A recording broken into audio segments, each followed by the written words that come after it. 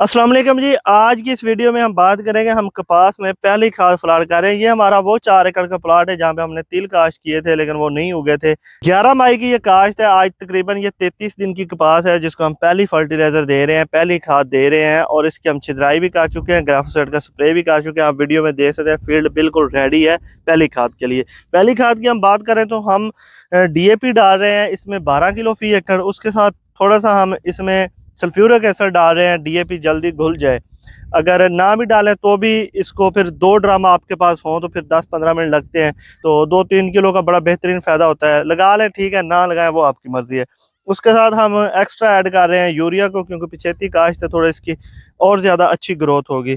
आम तौर पर मैं नाइट्रोफास का मशवरा देता हूँ लेकिन आज हम नाइट्रोफास नहीं लगा रहे। अच्छा, थोड़ा सा हम बात करेंगे कि नाइट्रोफास और DAP के ये हम ऐसा क्यों कर रहे हैं। उसमें जो सबसे मेन रीज़न है वो है नाइट्रोफास का रेट। नाइट्रोफास का इस वक्त जो मार्केट में रेट चल रहा है वो 8,100 8,300 तक है और DAP का 12,600 तक है।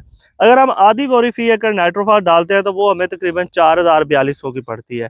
और अगर हम 12.5 किलो DAP मतलब एक बोरी 4 एकड़ में और साथ में यूरिया 4 एकड़ में, तो ये भी हमें तकरीबन 4,000 रुपये की पड़ती है। लेकिन अगर हम बात करें कि दोनों ही 4-4 हज़ार की हैं तो ये क्यों डालनी चाहिए, तो भाईजान इसमें इस 12 किलो में और उस आधी बोरी से ज़्यादा फास्फोरस है, तकरीबन को 5-7% ज़्यादा है।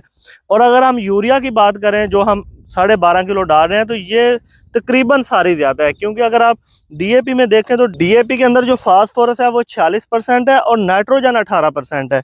और ये जो नाइट्रोफास है इसके अंदर जो नाइट्रोजन है वो 22% है। तो नाइट्रोजन का तो इतना फ़र्क ही नहीं है, तकरीबन सेम सेम है, सिर्फ 4% का फ़र्क है। तो इसमें हम जो यूरिया डालेंगे वो इस तरह आप कह लें कि तकरीबन सारी ही हमें एक्स्ट्रा मिल जाएगी।